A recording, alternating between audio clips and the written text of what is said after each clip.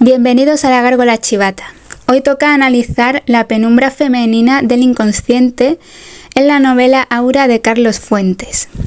Una obra considerada sacrílega, pero también ambigua, onírica e iniciática, que tiene la originalidad de estar escrita en segunda persona, algo poco común, y ese rasgo precisamente realza su identidad onírica y su ambiente brujeril. La novela contiene un mosaico muy amplio de lecturas.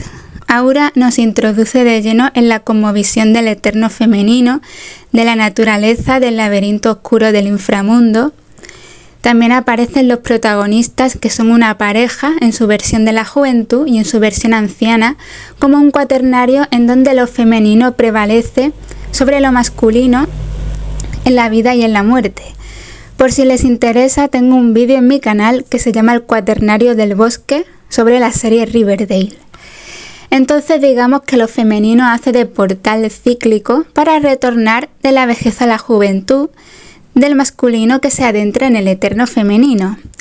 La vivencia de Felipe Montero, el protagonista, en la casa de Consuelo puede leerse como un rito iniciático, un sacrificio, una exploración de la cosmovisión dentro del seno de lo femenino. Un encuentro con lo femenino, la nocturnidad alegórica y onírica. La casa representa la tierra que acoge y da a costa del sacrificio, en este caso el sacrificio de lo masculino, que es Felipe, en un rito que tiene lugar en el laberinto del segundo nivel. La última plataforma de la pirámide está bajo la torre de los dioses, que eso sería simbólicamente la casa. El cruce de la puerta es un momento clave, pues se trata del umbral, uno de los espacios más ambivalentes de la ficción gótica que conecta y separa dos mundos, el mundo conocido y el misterioso. La puerta funciona como un límite y al mismo tiempo como una conexión.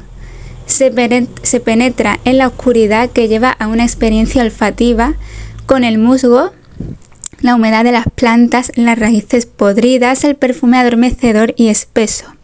El primer nivel de la casa es un patio jardín que vamos viendo, se nos va presentando como un inframundo. Aparece la identidad europea de la dueña de la casa y de lo prehispánico. Es un elemento femenino, este pasado europeo que atrapa al visitante, a Felipe. La primera aparición de la señora de la casa es auditiva. Le dice Consuelo a Felipe: le ruego camine 13 pasos hacia el frente y encontrará la escalera a su derecha. Suba, por favor, son 22 escalones, cuéntelos ahí. Al extender la mano, no tocas otra mano, sino la piel gruesa afieltrada a las orejas de ese objeto que roe con un silencio tenaz y te ofrece sus ojos rojos. La visión es ciertamente inquietante, porque ya no es una mano lo que se experimenta, sino algo que roe, unos colmillos que evoca a Coatlicue, la diosa madre de los mexicas, también llamada Tonantzin, nuestra madre, pero también recuerda a los rituales iniciáticos que hacían los guerreros celtíberos o los guerreros germánicos, en donde les ponían en un pozo un montón de pieles de lobo con serpiente y ellos tenían que meter la mano y sacar su piel, la piel del guerrero. También tienen que ver las escaleras de la casa con el ascenso por una pirámide. La casa sería un laberinto piramidal. El comedor es una habitación con muros recubiertos de madera oscura, labrada al estilo neogótico, que se ilumina con el candelabro portado por Aura, personaje cuyo nombre sugiere el concepto de aura de Walter Benjamin, definida como la presencia de una lejanía, también para trasladarse por la casa. En el comedor, Felipe lleva a cabo el rito de la cena, que son riñones con cebolla y vino, claro símbolo eucarístico.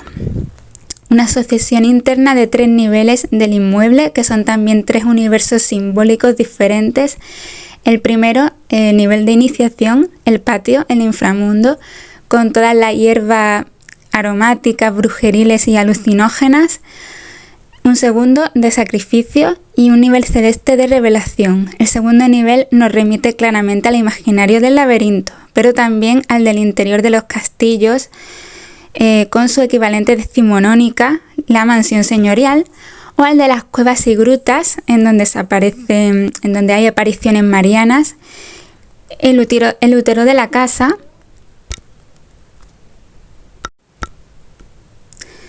Es el útero de la casa la parte visceral donde se cubren las necesidades básicas de reproducción de la vida.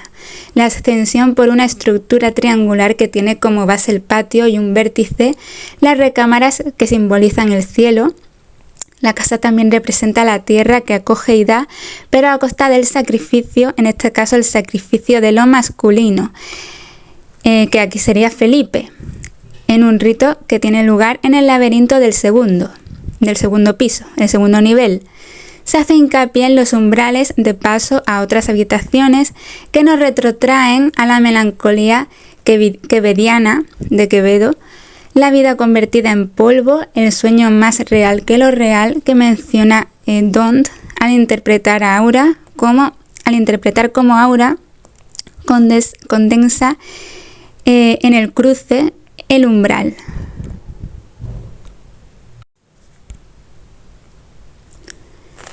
Entre los símbolos que aparecen en la novela de Aura destaca la casa como la ciudad o el templo, la casa que simbólicamente sería el Axis Mundi o el laberinto iniciático o una pirámide laberíntica o un laberinto piramidal, lo mismo. Y la casa representa también lo femenino por ser identificada con la madre en el sentido del seno materno, de la protección.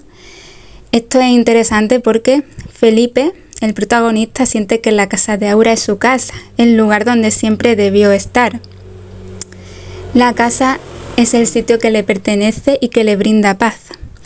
También la casa es un gran útero que lo recibe porque es una casa muy oscura, húmeda, que lo mantiene lejos, lo aparta del mundo profano y se adentra en un universo en donde él puede entrar en comunión con los olores de las plantas, que eso sería un poco como la hostia sagrada, la humedad de las plantas, el perfume adormecedor, el olor a las raíces también.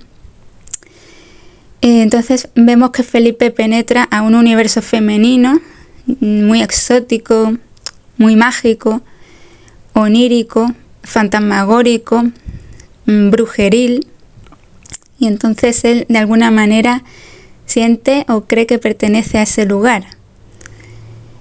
Y el mundo externo, el mundo profano, el conocido como mundo real, queda atrás y ahora se penetra, que ese además es el verbo que se usa, penetrar, y no cruzar o entrar, por ejemplo, y entonces así se refuerza la masculinidad de Felipe, que penetra la casa de Aura. El personaje Felipe penetra esa oscuridad, que es un universo hecho por mujeres. Hay dos arquetipos femeninos, la anciana y la chica joven, Aura, Consuelo y Aura. De esta forma se refuerza la propuesta de que la casa en la novela simboliza lo femenino, lo húmedo, lo oscuro, los pasillos laberínticos. Y entonces Felipe pues accede a otra realidad en donde lo femenino es acogedor, pero también amenazante y muy desconocido. Tiene que ir ascendiendo iniciáticamente por diferentes niveles. Es un espacio femenino dominado por la oscuridad, como el inframundo, en un inframundo femenino, lunar, y todos los lugares donde las mujeres se mueven son muy oscuros, llenos de penumbra.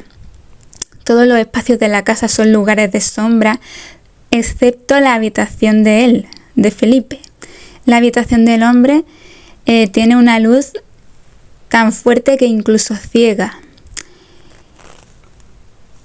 Y tal pareciera que el hombre es un ser para la luz, la mujer un ser para las sombras. El hombre además está hecho para irrumpir y penetrar espacios. Recuérdese que abre todas las puertas sin necesidad de llaves. No hay ningún lugar vetado para él. Y la mujer, en cambio, lo que hace es que ella perpetúa esa extensión, ¿no?, del cruce de los umbrales a lo largo de la casa. Incluso hay una frase donde Aura dice que está ya muy acostumbrada a las tinieblas. Y le dice a Felipe, es que estoy tan acostumbrada a las tinieblas, es que nos amurallaron, han construido alrededor de nosotras, nos han quitado la luz. Muertas antes, esta casa estaba llena de recuerdos para nosotras, solo muerta me sacarán de aquí. Entonces vemos que es una casa vieja, neogótica, que convoca y custodia el pasado y al mismo tiempo rechaza el presente. Con respecto a Aura y la anciana Consuelo, pues Aura encarna la juventud, su contraparte, la edad anciana Consuelo, que son dos partes opuestas y complementarias, y ninguna puede estar sin la otra, como una especie de, como el símbolo de la eternidad. Y bueno, el anciano no sería un signo de lo caduco, sino de lo persistente, lo perdurable, aquello que participa de lo eterno y que influye en el psiquismo como un elemento estabilizador y como una presencia del más allá. Es una resistencia a abandonar lo que se fue, que lleva a Doña Consuelo a desdoblarse en Aura, que Aura es una proyección de los deseos de la anciana también. Tal es la fuerza vital y la necesidad de perpetuarse de Doña Consuelo que puede engendrar a Aura. Y bueno, la connotación simbólica de Aura, pues la luz que rodea la cabeza, una nube luminosa que solo es posible distinguir en los seres dotados de luz divina. Esta luz sería siempre pues un signo divino de sacralización, que equivale a la sacralización del desdoblamiento de Consuelo hacia Aura, de esta convocación de otro ser que no es sino el deseo corporizado de lo que se fue. O sea, se sacraliza la juventud. A pesar de que el aura no puede desligarse del cuerpo, de nuestro cuerpo, el personaje llamado así, Aura, parece tener vida autónoma. Un rasgo que es fantástico e insólito, hasta que notamos que es un doble distorsionado de la anciana por la juventud. También está el tema del color verde, que aparece bastante, al igual que el espejo, que también es un símbolo que sale mucho. El verde es un color femenino, tiene que ver con el jardín, con las pócimas, con la magia verde.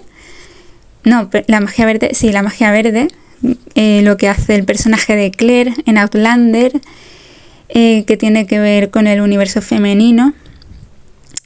Y luego también está el rojo, que es un color macho, y el verde un color hembra.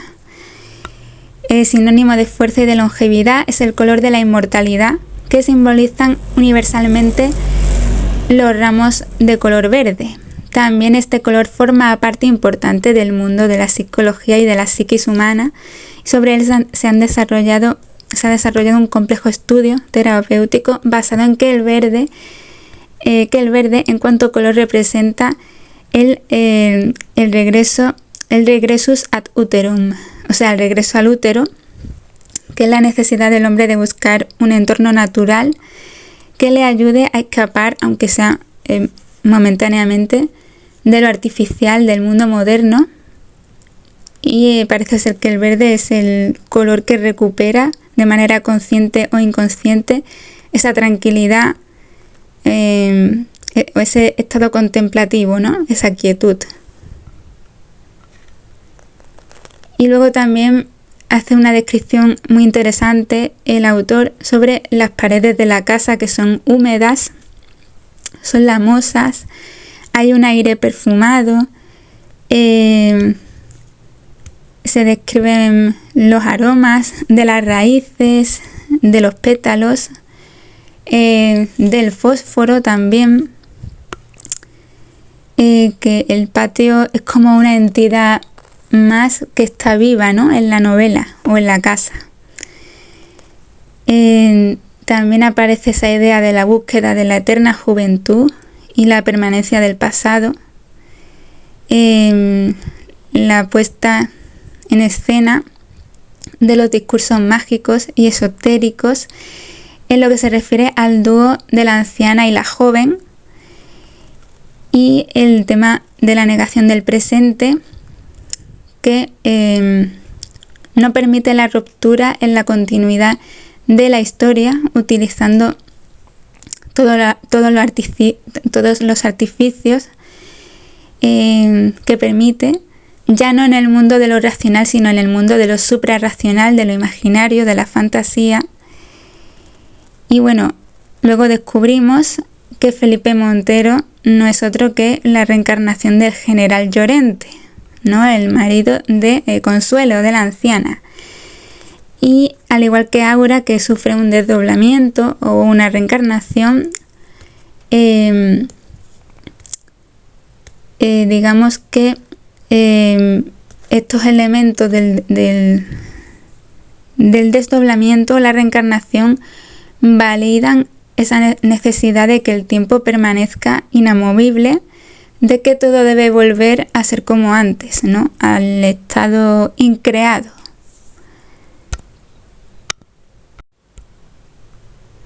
También ese gran vientre que es la casa estaría dando a luz a la verdadera personalidad de su invitado, Felipe. Luego tenemos el gato, que es un símbolo ambivalente, protector de la casa, del linaje matrístico, pero también asociado a las brujas, evidentemente las raíces, las plantas, el jardín, que todo el rato se nos describe como un ente viviente y muy oloroso. También tiene que ver con el diablo, la hechicería. También representa la imposibilidad de la maternidad y el amor desmedido que el esposo profesaba por el animal. El general Llorente, Felipe, no le pudo dar hijos a doña Consuelo. Esa es una de las posibles explicaciones, pero también tiene que ver con los ritos de fertilización, por el tema de la obsesión que se gesta en la historia por parte del personaje femenino y que la asocia directamente a la hechicería y también a la magia. El macho cabrío también, que es un animal muy simbólico, pues sería degollado en la cocina de la casa, que es un acto ritual y tiene connotaciones simbólicas muy potentes. El macho cabrío como animal trágico. La palabra tragedia además significa canto del buco. La tragedia en origen es un canto religioso que acompaña al sacrificio del macho cabrío. En este caso, no olvidemos que el sacrificio de una víctima implica todo un proceso de identificación. El macho cabrío en esta historia representa el mundo de lo masculino, de esa masculinidad que es sacrificada, y está en la cocina, se degüella el macho cabrío y se describe el olor a sangre derramada en los ojos del animal, que provocan una sensación nauseabunda. Aura, además, en esta escena va muy mal vestida, con el pelo revuelto, manchada de sangre. Mira al protagonista sin reconocerlo y luego continúa con su labor sacrificial. Y el personaje masculino pues repudia ese acto y tiene una sensación en donde percibe a Aura como una mujer que ya no es portadora de la belleza ni de la fragilidad que él en otras ocasiones aprecia, y entonces se refugia en su cuarto como si el acto sangriento, como si él se identificara con la víctima de ese ritual. También en relación al macho cabrío, como el conejo, está relacionado con el conejo que está consagrado a la diosa Afrodita. Luego también el macho cabrío es, al ser víctima sacrificial, es un animal trágico que simboliza también la fuerza de lo viril, que también sería fácilmente corruptible, y llama la atención que en casi todos esos animales simbólicos pues están relacionados con la fertilidad, con la vida, la juventud, con la necesidad de no envejecer, de no dejar de ser útil, como si con ello se dejara de existir. Y por otra parte, la insistencia de fertilizar, de exaltar las capacidades reproductoras y sexuales de los personajes implicados en la obra. También aparecen rituales que son convocados. Un ritual es un acto de repetición que digamos intenta imitar ese momento primigenio de la creación o del origen. Entonces la ritualidad nos permite no olvidar ese pasado primigenio y conservarlo a través de la repetición. El rito sería el eterno retorno. No hay regreso de los tiempos sin rito, sin encarnación y manifestación de la fecha sagrada. Sin rito no hay regreso. Entonces la instancia narrativa sigue esta concepción del rito, y que incluso la rutina de las acciones se repiten una y otra vez de manera obsesiva en el libro y llegan a convertirse en actos rituales. También la disposición de la mesa por la noche, donde siempre hay 4 cubiertos. Aura toca la campana cada vez que van a servir el alimento, aunque sabe que solo se está llamando a Felipe. La degollación del macho cabrío en la cocina otra vez vuelve a aparecer como acto de fertilización. También el martirio de los gatos, otro sacrificio simbólico de los 2 amantes, y también la consagración y la comunión, ritos que son aquí erotizados y pervertidos, y que han motivado a ciertos análisis y ciertas críticas que acusan a la novela de ser sacrílega, ¿no? Y también Felipe es asociado a un ser divino porque Aura le lava los pies, como María Magdalena con Jesucristo. Lavar los pies implica pues un acto de amor y de entrega, y después se supone que vendría la iniciación en el acto sexual, analogía del rito de la consagración y de la comunión. Aura, desnuda en la cama, sostiene una oblea y como un sacerdote la da a comer a Felipe en un acto erótico. La sublimación de esta entrega es más carnal que espiritual. Es una entrega que va sobre el orden de lo físico y que se estructura sobre el rito de la consagración y comunión con Cristo. Y para continuar con el tema erótico y religioso, Aura es asimilada al Cristo negro que está sobre la cabecera de la cama al describirla con los brazos abiertos y extendidos de un extremo al otro, igual que el Cristo negro. Entonces, en el acto sexual, pues Aura se abre como un altar. Es una representación y perversión del rito original de la consagración. Y digamos que está aquí el tema de la unión de lo femenino y lo masculino, del material preexistente para deconstruirlo y darle otras connotaciones mediante esta entrega sacra o sacrílega. Entonces es un binomio en donde Aura Consuelo intenta recuperar a Felipe o General Llorente. Una de las inquietudes de la novela también gira en torno a la necesidad de perpetuarse, la juventud invocada por el desdoblamiento o la reencarnación del alma, para no dejar de ser lo que fue, o sea, una continuidad de la historia personal, un tiempo cíclico, la inmovilidad de las cosas y del tiempo. Recuérdese que la afuera, la ciudad, el exterior de la casa, es un caos indiferenciado y agresivo en un mundo de concepciones temporales, mientras que la casa es un universo femenino, un gran espacio para la preservación del ayer, para la inmovilidad de la historia, porque la casa está cargada de recuerdos y del rito como símbolo de eternidad. Además, es el espacio propicio para recuperar la identidad, la identidad verdadera, o el lugar donde se debe buscar el origen.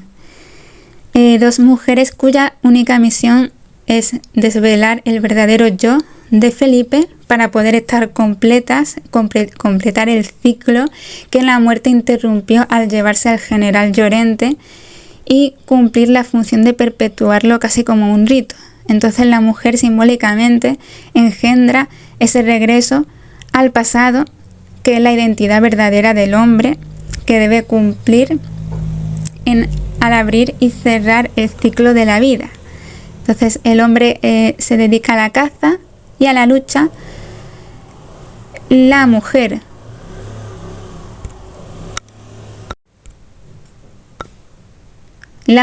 se dedica a las intrigas, sueña, es la madre de la fantasía, también es la madre de los dioses, de los inmortales, posee la segunda visión, las alas que le permiten volar hasta el infinito del deseo y de la imaginación. Los dioses son como los hombres, nacen y mueren sobre el pecho de una mujer. Entonces el hombre es quien caza, por lo tanto se convierte en el proveedor de la familia, ya que aprovecha y enfrenta a la naturaleza. Los hombres, aunque nacen y mueren y son finitos, tienen un mismo origen y destino. La mujer, lo femenino, el eterno femenino manifestado aquí, son seres terrenales por su parte, y por su parte la mujer sería un ser de un mundo abstracto que sueña, madre de la fantasía, de los dioses, un ser de aire, etéreo, que posee alas, mientras que el hombre es finito. La mujer puede alcanzar el infinito del deseo y de la imaginación, volviéndose casi un ser mitológico, mientras que el hombre pues sería relegado al mundo de los héroes semidivinos, ¿no? Que hubo un ciclo en la historia de la humanidad en donde había dioses que eran mestizos, hijo de humana e hijo de Dios. Entonces la novela transgrede normas y costumbres al presentarse activa y sexual en esa búsqueda del otro, en la perversión del rito religioso, aunque son provocados por las mujeres recuperándose como la eterna Eva que tienta al Adán, que no deja de ser un hito en la literatura de esa época, empañada por la doble moral y también esa ruptura con el mundo tradicionalista y perenne que se acercaba, ya en aquella época se acercaba a la era de la contracultura.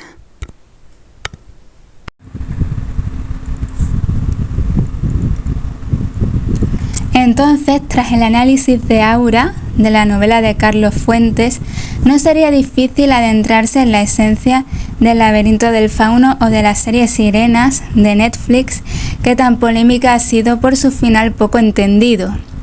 La serie sigue a Devon, una joven con problemas de Nueva York, que viaja a una lujosa isla costera para reencontrarse con su hermana pequeña, Simone, pero al llegar la encuentra sumergida en un mundo de culto, trabajando para la enigmática multimillonaria Micaela o Kiki Kell.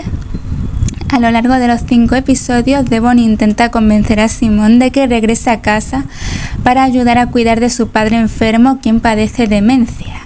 Pero a medida que se ve absorbida por el mundo de los ultra ricos, le preocupa que la relación entre Simone y Micaela sea demasiado codependiente y que su hermana esté perdiendo de vista quién es realmente. La creadora de Sirenas, Molly Smith Metzler, quien escribió la obra en la que se basa la serie, El Menopí, aclaró recientemente este tema. En una entrevista con Variety explicó que los medallones son una realidad en Nantucket. Se refiere a los medallones que llevan las ultra ricas de la isla de Nantucket, Massachusetts, una isla rica con la que el lugar ficticio de Port Haven tiene cierta similitud. Es algo que solo se puede comprar en Nantucket. Se llaman collares de cesta y suelen tener marfil de Gales, pero son muy caros. Están hechos a mano y todo el mundo en Nantucket y Martha's Vineyard los usa. Metzler luego comentó que los collares son un símbolo de estatus y que no estás en el club si no tienes uno. Si bien las piezas de Sirenas no son de Nantucket, Metzler señaló que la diseñadora de vestuario de la serie, Caroline Duncan, creó esas versiones y concluyó que es un símbolo de tener la llave, así lo dijo de manera muy esotérica. Es un símbolo de que tienes la llave, pero es un poco sectario. Es como llevar una cruz, como una religión, sabes algo que los demás desconocen. En la serie se producen transmutaciones extrañas, como si la psicopatía o la seducción hipnótica y el carisma que posee Micaela fuera traspasado a las hermanas. Hay un punto en el que Micaela deja de ser la mala, la psicópata del culto, y tanto a Devon como a Simone se les contagia cierto magnetismo, se les contagia o más bien lo asimilan o lo integran al haber pasado por la isla. Metzler, la creadora del programa, elogia el hermoso doble sentido del título, que abre un diálogo sobre por qué en las historias no sabemos realmente por qué cantan las sirenas, nunca conocemos su historia o nunca se cuenta. La obra reimagina la mitología de las sirenas, esas mujeres peligrosamente seductoras del folclore griego, no como villanas sino como individuos complejos con historias propias. La creadora en parte se inspiró en el poema Canto de Sirena de Margaret Atwood, que desafía las nociones tradicionales de monstruosidad femenina. Entonces, por ejemplo, aparece en la serie el tema de los pájaros. En algunas versiones, Demeter convirtió a las sirenas en pájaros para castigarlas por no haber protegido a su hija Perséfone. La madre duerme con la hija en la misma cama. Como en el cuento original de Caperucita Roja, la niña se acostaba con la abuela. Al principio pareciera que Micaela es psicópata, pero se va transmutando este rol hacia el personaje de Devon, mientras que Simone parece la egoísta y Devon pasa a ser la víctima. Demeter, el personaje de Micaela, no come nada de hidratos y bueno, el pan curiosamente está hecho de semillas que son el alimento de los pájaros. Es una isla en donde se producen los misterios o el culto iniciático y forma parte de ese apartarse del mundo profano. En la obra de Robert Graves, La diosa blanca, aparece este culto isleño iniciático aislado del resto del mundo, que sería la isla blanca de Avalon o Hiperbórea. También el tema de las hermanas enfrentadas sería un gemelamiento. También el personaje de Micaela tiene 3 amigas y las mismas protagonistas conforman una tríada femenina. Hay hermetismo entre los trabajadores, en donde tienen que firmar un contrato de guardar silencio, que es un silencio pactado en unas condiciones desiguales, al igual que los masones, que también pactan guardar silencio. También entre el selecto grupo que acude a rendirle culto a las aves, también hay un pacto de secretismo, y hay un abismo entre la manera en la que se ven los personajes al principio y al final de la serie, y se intuye cierta percepción circular en ese traspaso o ese intercambio de papeles.